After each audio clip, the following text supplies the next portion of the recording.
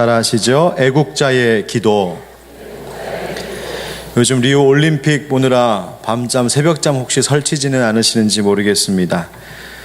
이 잠도 자기 어려울 만큼 더운 요즘인데 우리 올림픽 선수들이 우리에게 시원한 즐거움을 또 주고 있는 것 같아 참 감사한 때입니다. 특별히 끝까지 포기하지 않고 도전하는 선수들을 보면서 정말 승패와 상관없이 우리에게 인생을 바라보는 깊은 감동과 또 교훈을 주고 있어 참 고마운 마음입니다.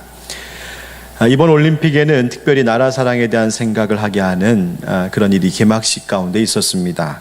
국제올림픽위원회 IOC에서 처음으로 구성한 올림픽 선수단이 있었는데 바로 난민 대표팀입니다. 중동과 아프리카 지역의 내전과 폭력이 격화되면서 난민 선수를 위한 지원금을 그들이 마련했고, 선수의 기량과 또 난민의 여부, 사연 등을 고려해서 난민 대표팀 10명을 확정지어 출전시켰습니다. 남수단 출신의 육상 선수 5명, 시리아 출신 수영 선수 2명, 콩고 민주공화국 출신 유도 2명, 또 에티오피아 출신 육상 선수 1명으로 올림픽 역사상 최초로 내전 때문에 나라를 잃은 10명의 선수단이 만들어졌습니다.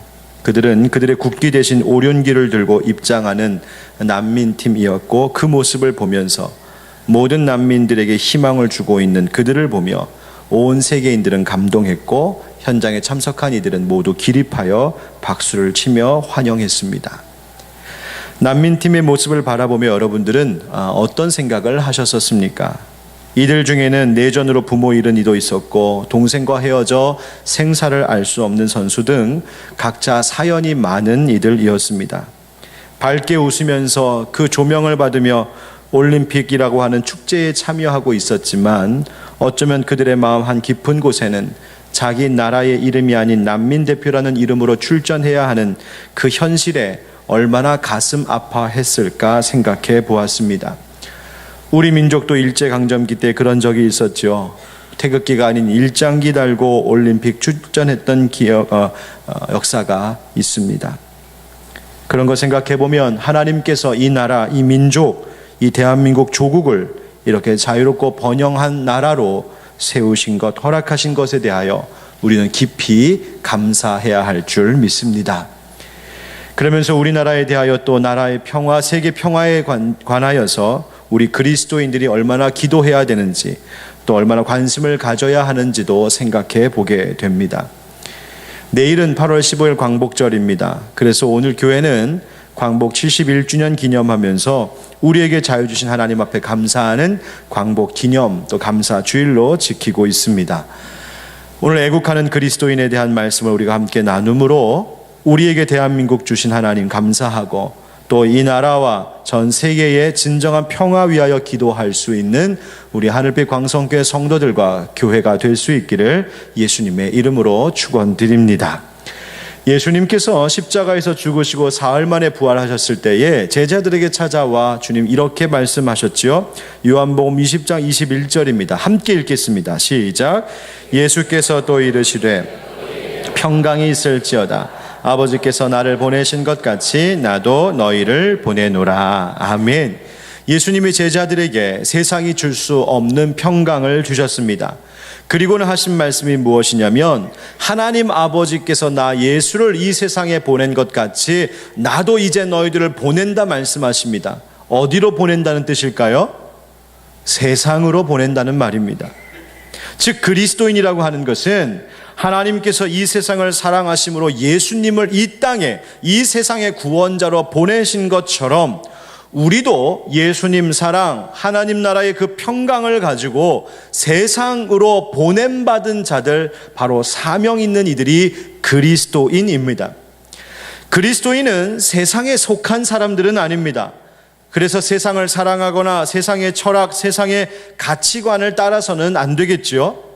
그러나 그렇다고 우리가 세상 밖으로 떠나 살 수 있는 이들도 아닙니다. 예수님은 우리를 세상 속으로 보내셨습니다. 세상 속에서 세상 안으로 들어가야 하는 사명이 우리 가운데 있습니다. 이웃을 내 몸과 같이 사랑하라 명령하신 말씀도 세상으로 들어가야, 사람들 속으로 들어가야 감당할 수 있습니다. 요한복음 5장 13절 14절에 너희는 세상의 소금이다, 너희는 세상의 빛이라 하신 말씀도 우리가 세상 속으로 들어가야, 사람들 속으로 들어가야 그리스도인이 소금의 역할, 빛의 역할을 감당할 수 있습니다. 예수님은 제자들을 위하여 기도하실 때에도 이렇게 기도하셨습니다. 요한복음 17장 15절에 내가 비옵는 것은 그들을 세상에서 데려가시기를 위함이 아니요 다만 악에 빠지지 않게 보전하시기를 위함이니이다. 세상에서 빼내는 것이 예수님의 목적이 아니었습니다. 세상에서 살지만, 이 땅 가운데서, 현실 가운데서 살아가지만 그 속에서 세상 유혹에, 죄의 유혹에 빠지거나 어려운 일 당하지 아니하도록 하나님께서 지켜주시기를 원합니다. 바로 이것이 예수님의 기도였습니다. 알렌 오트마샬이라고 하는 여성 신학자도 이렇게 말한 바가 있어 소개합니다. 나는 세상으로부터 구별되라는 이 부르심이 자신이 속한 세속의 사회와 정치, 문화로부터 빠져나오라는 것을 의미한다고 믿지 않습니다. 오히려 나는 구별의 의미가 바로 그 세상의 구조 속에서 그러한 현실을 넘어선 차원의 존재로 살아가라는 뜻으로 이해합니다.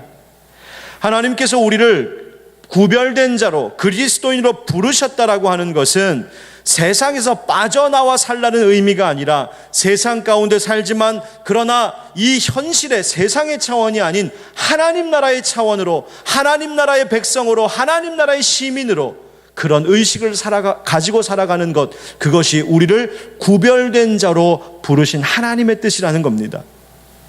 현대 기독교 지성을 대표하던 복음주의자 존 스토트 목사님도 현대사회 문제와 그리스도인의 책임이라고 하는 유명한 책에서 이렇게 밝힌 바가 있습니다. 그리스도인은 세상에 대해 오직 두 가지 태도만을 취할 수 있습니다. 도피 아니면 참여입니다. 도피란 세상을 거부하여 등을 돌리고 거기서 손을 씻으며 도움을 청하는 세상의 괴로운 부르짖음의 마음을 닫아버린다는 의미입니다. 이에 반해 참여란 긍휼의 마음으로 세상을 돌아보고 세상을 섬기느라 우리의 손이 더러워지고 아프고 상처나게 되며 마음속 깊은 곳에서 억누를 수 없는 하나님의 사랑이 일어나는 것을 느낀다는 의미입니다. 너무나 많은 복음주의자가 무책임한 도피주의자였거나 어쩌면 아직도 그렇습니다. 여러분은 도피자 그리스도인이십니까? 참여자 그리스도인이십니까? 그리스도인과 그리스도인의 교회는 바로 이와 같이 세상을 향하여 비록 내 손이 아프고 내 손이 더러워질지라도 그러나 세상을 향하여 섬기고 수고해야 할 하나님 사랑이라고 하는 섬김의 사명이 있는 이들이 바로 그리스도인입니다. 물론 교회는 사람들에게 예수 십자가 사랑 안에서 쉼을 얻게 하고 회복을 말해야 합니다. 거친 세상에서 마음과 영혼이 지쳐있는 이들에게 참된 안식이 여기 있으니 주님께로 오십시오 당연히 초청하며 전해야 합니다. 그런데 그것이 자칫 그저 예수 믿는 우리들끼리만 즐겁고 우리들끼리만 행복하고 우리들끼리만 안식하는 것 되어서는 결코 예수 그리스도의 참된 제자의 모습이라고 말할 수 없습니다. 오늘날 교회가 가지고 있는 문제로 늘 지적되는 것 중에 하나가 바로 이것이죠. 신앙이 사사화, 즉 개인주의화 되었다는 것입니다. 그저 내가 구원받고 내 가정 구원받는 것, 복받는 것에만 머물러 있다 보니까 하나님께서 교회를 통해 세상을 변화시키시고 세상의 사람들을 돌보도록 하는 그 참된 본질적인 사명에 그리스도인들이, 교회가 무력해져 있다는 것입니다. 바로 이런 점에 대하여 말하는 것이 소위 공적 신학이라고 하는 것입니다. 제가 공적 신학을 조금 어려운 말로 소개하겠습니다. 공적 신학이란 기독교 신앙과 실천의 사사화, 즉 실천의 개인주의와 현상에 직면하여 이들이 확고한 기독교적 정체성을 가지면서도 자기 자신을 넘어서 여러 차원의 공적인 삶에 기독교적 관점의 윤리적 가치관을 다른 전통, 다른 학문과 대화를 통해 제시하고 이를 변형시켜 나가는 데 기여하는 신학이다. 어려운 말입니다. 한마디로 쉽게 말하면 진정한 신학, 기독교의 신학이란 그저 우리만 잘 되자, 우리 교회만 잘 되면 된다, 그것이 아니라 어떻게 하면 이 세상 속으로 들어가, 어떻게 하면 이 공적인 차원, 공동체적인 차원의, 사회적인 차원에서 이 세상을 하나님의 사랑으로 변화시켜 갈 것인가? 어떻게 하면 저들을 섬길 것인가? 여러 가지 전통과 학문과 함께 협력해야 할 의무와 사명이 그리스도교, 기독교 교회에 있다고 말하는 겁니다. 기독교가 처음 한국에 들어왔을 때 선교사들이 노력했던 부분이 바로 이것이었습니다. 우리 민족의 의식개혁과 생활의 근대화였어요. 교육과 의료, 사회 계몽 운동들을 전개해 나가면서 한국인들이 어떻게 하면 보다 나은 사회, 보다 나은 나라를 만들게 할 수 있을까 선교사들이 노력했습니다. 외국 선교사들이 주도하던 이 일을 점차 한국교회 지도자들이 바로 이 사회 계몽 운동을 이어가고 한국 사람들이 중심으로 바뀌어져 갔습니다. 바로 민족 사랑하는 애국, 애족의 마음으로 그 일들을 감당하기 시작했습니다. 일제가 우리 민족을 말살하기 위한 정책을 펼쳤었는데 그것은 그저 정치적으로나 혹은 경제적인 강압적인 방법만이 아니라 내부적으로는 문화적으로 정신적으로 이 민족을 썩어 들어가게 하는 고도의 작전을 펼쳤었습니다.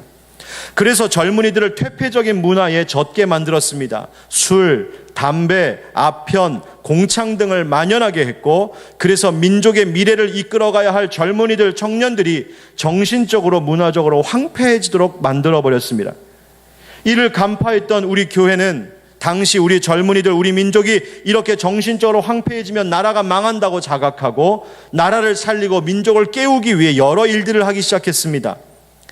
절제회라고 하는 것을 만들어 금주, 금연 운동 전개했습니다. 1931년 신정 찬송가가 처음 출판될 때에 임베세라고 하는 성악가가 금주가라는 것을 만들었는데 이게 정식 찬송가로 채택되었습니다. 제가 이 금주가 곡조는 모르고 가사가 있어 여러분께 소개해 드리겠습니다. 금수강산 내동포여 술을 입에 대지 말라. 건강지력 손상하니 천치될까 두렵다. 폐가 망신될 독주는 빚도 내서 마시면서 자녀 교육 위하여는 일전 한 푼 안 쓰려네. 전국 술값 다 합하여 곳곳마다 학교 세워 자녀 수양 늘 시키면 동서 문명 잘 빛내리. 천부 주신 네 재능과 부모님께 받은 귀체 술에 돕기 받지 말고 국가 위에 일할지라. 아 마시지 마라 그 술, 아 보지도 마라 그 술. 조선사회 복받기는 금주함에 있나 아니라. 아멘이십니까? 혹시 가족 중에 남편 중에 술 때문에 고통받고 계신 가정 거기에 빨리 곡조를 붙여갖고 아침 저녁으로 묵상하고 외우십시오. 금주만이 아니라 금연, 금아편 운동 등을 전개했고 공창 폐지 운동, 축첩, 잡기, 철폐 운동 등 노력했습니다. 국산품 애용을 위해 물산 장려 운동도 교회가 했습니다. 빈민 자녀들의 교육을 위해 공부를 시켰고 특별히 성경 구락부, 이 구락부라는 건 클럽의 우리말 표현이죠. 바이블 클럽을 만들어 말씀을 가르치고 계몽 운동 펼쳤습니다. 이 모든 것이 기독교 교회가 한 일이었고 나라 살리기 위한 애국, 애족 정신이 우리 믿음의 선배들에게는 있었다는 말입니다. 오늘날 한국교회 그리스도인, 아니 우리들, 나는 어떤가 한번 생각해 봅시다. 기독교 신앙을 가진 우리들이 과연 나라와 민족을 얼마나 생각하고 위하고 있을까요? 여전히 나의 평안, 내가 받을 복, 내 가정의 안식, 위로받는 수단으로서의 신앙만을 생각하고 있는 우리들은 아닌지 돌아보아야 합니다. 우리 민족 믿음의 선배들에 비하면 참 부끄러운 우리가 아닐까 싶습니다. 이와 같은 신앙의 관점에서 우리 그리스도인은 나라 사랑, 민족 사랑에 대하여 깊이 회개하고 돌아보아야 합니다. 성경에서 나라 사랑하면 가장 먼저 떠오르는 인물 중에 하나가 바로 오늘 본문의 주인공인 느헤미야입니다. 느헤미야는 그 이름의 뜻이 여호와께서 위로하신다 하는 뜻입니다. 페르시아 왕국에서 술 맡은 관으로 출세했던 인물, 그가 나라를 위해, 민족을 위해 자신을 헌신했습니다. 오늘 함께 이 말씀을 통하여서 우리의 신앙이 그저 나만을 위한 신앙, 개인의 부귀영화만을 위한 수단으로서의 신앙이 아니라 민족과 공동체를 생각하는 그런 신앙의 소유자들로 거듭나는 우리가 되기를 주의 이름으로 축원드립니다. 한번 따라하시지요. 우리를 생각해야 합니다. 느헤미야는 민족을 위해 기도했던 인물입니다. 그런데 그런 기도는 그냥 되는 것이 아니라 민족이 가지고 있는, 공동체가 가지고 있는 문제에 대하여 관심을 가질 때에 그 기도가 가능해집니다. 오늘 말씀 1절부터 3절 말씀 우리 한번 같이 읽어보죠. 시작. 하가랴의 아들 느헤미야의 말이라.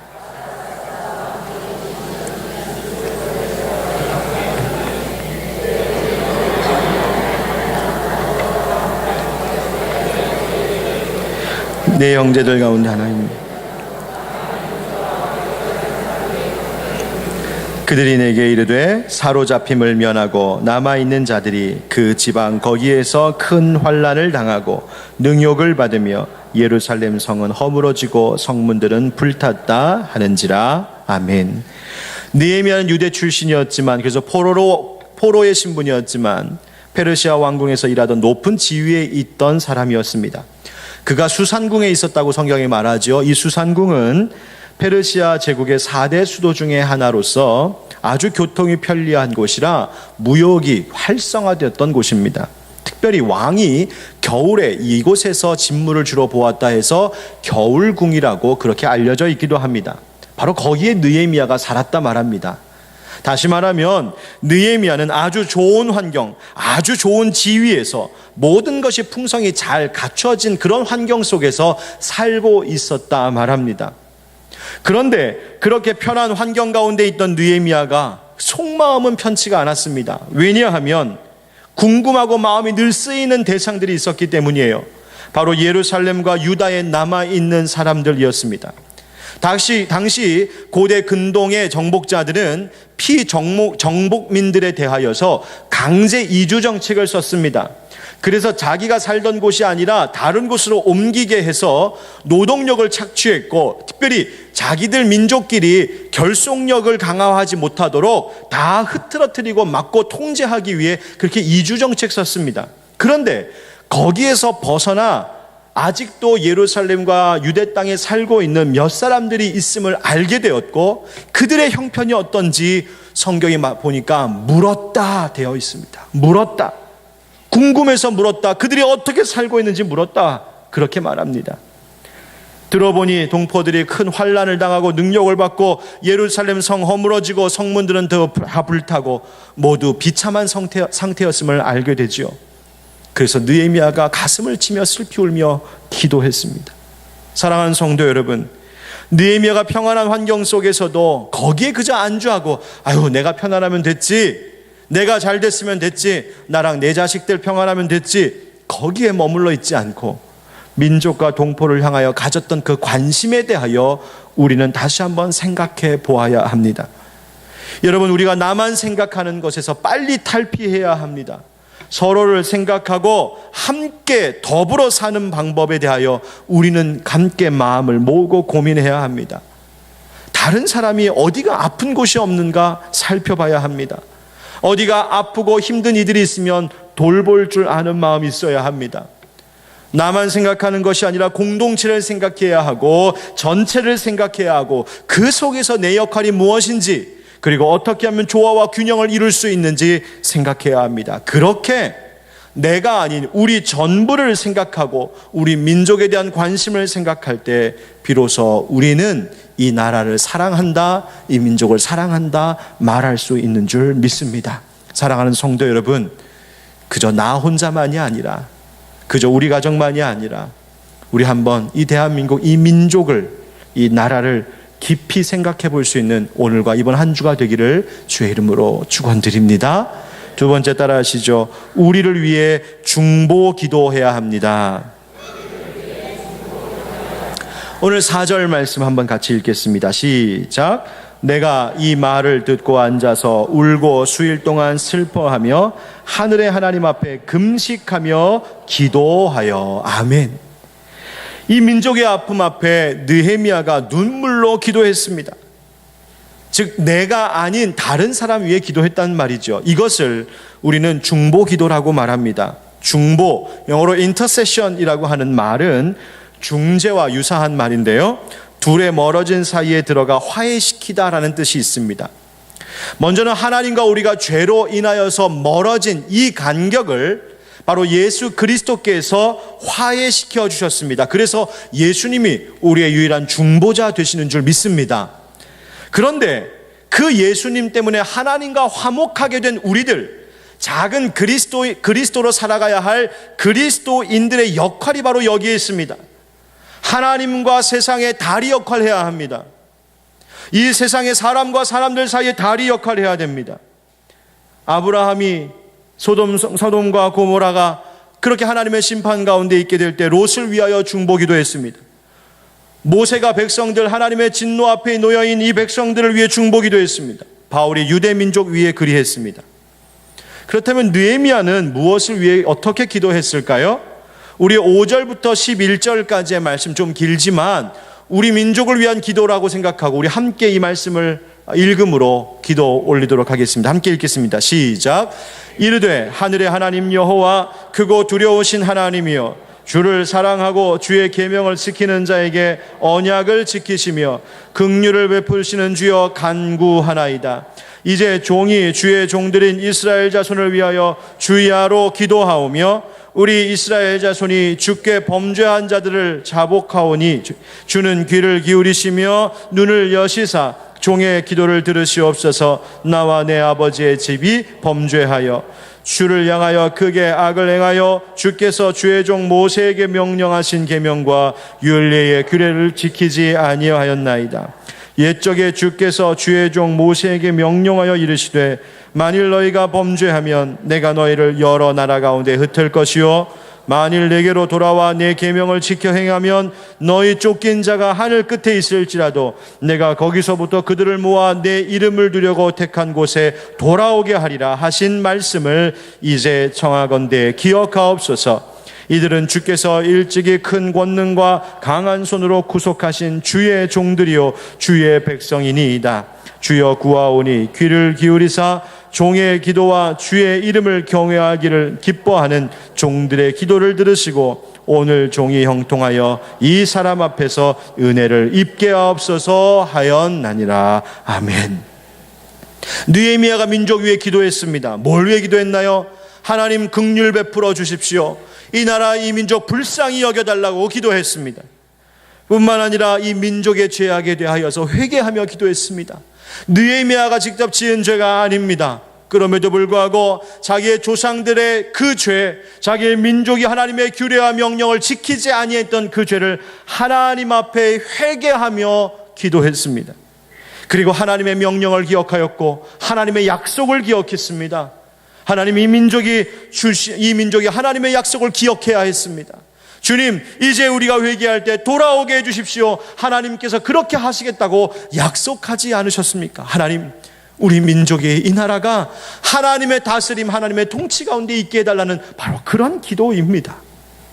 여러분, 우리가 이 대한민국, 이 조국을 위해서 할 수 있는 첫 번째 사랑의 실천은 기도하는 것입니다. 나라와 민족 위에 기도해야 합니다. 여러분, 그런데 우리의 기도 생활이 어쩌면 너무나 자기 중심적인 기도에만 머물러 있지는 않은지 돌아보아야 합니다. 타인을 위해 특별히 이 나라 이 민족의 아픔 끌어안고 기도하셔야 합니다. 여러분, 하박국 선지자 아시지요? 그가 유대 민족의 위기 가운데 있을 때 하나님 앞에 이 상황에 대해서 묻고 기도했던 인물입니다. 그가 기도했던 내용 중에 유명한 구절이 하나 있습니다. 하박국 3장 1절 2절 말씀입니다. 여호와여, 내가 주께 대한 소문을 듣고 놀랐나이다. 여호와여, 주는 주의 일을 이 수년 내에 부응하게 하옵소서. 이 수년 내에 나타내시옵소서. 진노 중에라도 긍휼을 잊지 마옵소서. 아멘. 이 기도는 그저 교회의 성장을 위한 기도가 아니라 민족의 부흥을 위한 기도, 민족의 회복을 위한 기도였습니다. 하박국이라고 하는 이름은 그 뜻이 포용하는 자, 끌어안는 자라는 뜻입니다. 다시 말하면 이 하박국은 민족이 처해 있는 아픔과 문제 앞에 그 문제를 자기의 문제로 끌어안고 기도했던 애국계의 기도자였단 말입니다. 느헤미야도 마찬가지입니다. 그가 민족의 아픔, 동포들의 아픔을 외면하지 않고 끌어안으며 기도하는 중보자가 되었습니다. 사랑하는 성도 여러분, 우리 대한민국 이 사회에 얼마나 아픈 소식들이 많이 있습니까? 사건들도 많아요. 온갖 범죄가 일어나고 생명을 경시하고 폭력과 학대의 소식이 이어지고 끔찍한 사건들이 연이어 일어나는 것을 우리는 보고 있습니다. 여러분, 이런 아픔의 문제들 앞에 우리 식구가 아니니까 다행이다, 내가 당한 일 아니니까 다행이다라고 안도하고 계십니까? 아니요. 그렇다면 여러분 회개하셔야 합니다. 여러분이 뉴스에서 보았던 그 끔찍한 사건과 그 아픔의 문제들은 내 문제요, 우리의 문제입니다. 그것을 위해 끌어안고 기도하셔야 합니다. 그래서 우리 교회는 새벽마다 나라와 민족 위해 기도합니다. 이 지역사회 위해 기도하고 있습니다. 이 지역에 있는 다른 교회 위에서도 함께 기도하고 있습니다. 금요 기도회에 나라와 민족을 위해 기도하고 있습니다. 정기적으로 평화를 위한 기도회도 가지려고 합니다. 여러분, 우리 하늘빛 광성교회와 속해 있는 모든 성도님들, 우리가 나라 위하여 기도하는 우리가 되기를 간절히 소망합니다. 부정과 부패가 떠나가고 이 땅 가운데 정의와 공평이 가득할 수 있도록 여러분, 교회 위하여, 지역사회 위하여, 그리고 더 나아가 나라와 민족 위하여 기도하는 우리 모두가 되기를 주의 이름으로 축원드립니다. 끝으로 따라하시죠. 우리를 위해 자기 헌신이 있어야 합니다. 여러분, 사람에게는 모두가 이 본성상 측은지심의 마음이 있습니다. 즉 누군가를 불쌍히 여기는 마음이지요. 그러나 불쌍히 여기는 마음만 가지고는 되지 않습니다. 만약 예수님 말씀하셨던 선한 사마리아인이 그 강도 만난 자를 보고 지나가면서 불쌍하다 마음만 가지고 있었다면 그는 결국 그를 돕지 못했을 것이고 그는 살아날 수 없었을 것입니다. 그러나 그 선한 사마리아인이 예수님께서 우리에게 주시는 중요한 교훈이 되었던 것은 그가 가지고 있던 그 마음을 실천하기 위하여 물질을 드리고 치료하는 일에 수고를 아끼지 않았던 자기 헌신, 자기 희생 때문이었습니다. 오늘 본문 11절 말씀 끝에 이렇게 되어 있죠. 그때에 내가 왕의 술관원이 되었느니라. 술관원이라고 하는 것은 그저 술 따르는 자 그런 뜻이 아니라 술을 맡은 자입니다. 당시 고대 근동 지역에 이 왕들을 암살하고 독살하려는 이들이 많았기 때문에 옆에서 술을 따르는 자는 마치 개인 비서실장 같은 아주 요직에 있는 사람이었습니다. 온갖 권력을 다 쥐고 있던 사람, 최고의 지위를 누리고 있던 사람이 느헤미야였습니다. 그런데 그런 느헤미야가 그런 술관원의 요직 가운데 있던 자가 자기 그 모든 자리를 다 내려놓고 하나님 앞에 기도하면서 헌신하고 마침내 결단한 것은 내가 저 변방에, 저 유대 땅에 총독으로 가겠노라고 자원했습니다. 그게 느헤미야 2장에 나오는 말씀입니다. 그리고 느헤미야가 12년 동안 총독으로 월급도 받지 않습니다. 백성들을 독려해서 예루살렘 성벽을 다시 재건하고 원수들을 물리치고 영적으로 저들이 다시 깨어나도록 각성시키는 일에 힘을 쓰며 거룩한 공동체를 만들어갔습니다. 철저히 자기를 헌신했습니다. 사랑하는 성도 여러분, 그렇다면 우리는 이 나라 위하여 이 지역사회에서 무엇을 헌신할 수 있을까요? 저를 국회에 보내주십시오. 그러셔도 괜찮습니다. 그러나 그 전에 우리가 먼저 실천해야 될 것이 있겠죠. 나라의 법을 지키는 것이 중요합니다. 국가의 부름을 받고 나라에서 국회의원으로, 장관으로, 일꾼으로 쓰임받는 것도 훌륭한 일이겠지만 내가 지켜야 할 기초적인 것들을 지키는 것으로부터 시작되는 것이 나라 사랑인 줄 믿습니다. 서로에 대한 예의 범절도 중요히 여기셔야 합니다. 어디를 가셔서든 내가 대우받는 것에 혈안되지 마시고 내가 어떻게 하면 누군가를 존중하고 배려하고 섬길 수 있을까 마음을 쓰는 여러분 되기를 주의 이름으로 축원합니다. 그리고 내가 주변에 이 사회를 위해서 혹시 할 수 있는 봉사는 없는지 생각해 보십시오. 요 옆에 대화 노인복지관이 있습니다. 가톨릭 재단에서 하는 복지관이에요. 그런데 그 복지관에 제가 우리 교회 처음 창립했을 때 그곳에 먼저 찾아가서 관장님 만나보고 이야기했습니다. 관장님, 우리 교회가, 우린 개신교지만 함께 이 지역사회를 위해서 함께 협력하면서 봉사할 수 있는 일이 있으면 우리 교회에 부탁하십시오. 저희가 기꺼이 섬기겠습니다. 그래서 얼마 전에 그쪽에서 연락이 왔습니다. 목사님, 이 지역에 노인들 돌보는 일, 그리고 노인들에게 음식 배달해주고 반찬 배달해주고 또 식당에서 음식 나눠주는 자원봉사와 같은 일에 사람이 필요합니다. 좀 도와주세요. 요청이 왔습니다. 제가 그렇게 하겠습니다. 꼭 보내겠습니다. 약속했습니다. 여러분, 담임 목사를 거짓말쟁이 만들지 마시고 여러분 다음 주쯤에 제가 의논해서 이렇게 자원 신청할 수 있도록 하겠습니다. 여러분들 같이 봉사하는 것, 지역사회를 위해서 봉사하는 일에 힘 모아 주십시오. 바로 그것이 나라를 사랑하는 일이요, 이 나라를 지켜가는 우리의 작은 실천이 될 줄 믿습니다. 사랑하는 성도 여러분, 이사야 선지자가 58장 10절부터 12절에 하나님의 뜻을 이렇게 전했습니다. 11절에 보면 여호와가 너를 항상 인도하여 메마른 곳에서도 내 영혼을 만족하게 하며 내 뼈를 견고하게 하리니 너는 물된 동산 같겠고 물이 끊어지지 아니하는 샘 같을 것이라. 그렇게 복 주시겠다 하셨습니다. 그런데 그 복이 누구에게 있는 건지 아십니까? 앞으로 보십시오. 10절 말씀 보시면 같이 읽겠습니다. 시작. 줄인 자에게 내 심정이 동하며 괴로워하는 자의 심정을 만족하게 하면 내 빛이 흑암 중에서 떠올라 내 어둠이 낮과 같이 될 것이며. 아멘.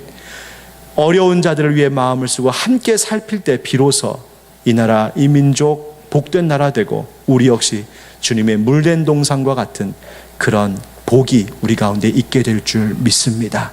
나라 사랑합시다. 나라 위하여 기도합시다. 나라를 위하여 나를 헌신할 수 있는 그런 애국하는 그리스도인들 되시길 예수님 이름으로 축원드립니다. 아멘. 우리 다 같이 일어나서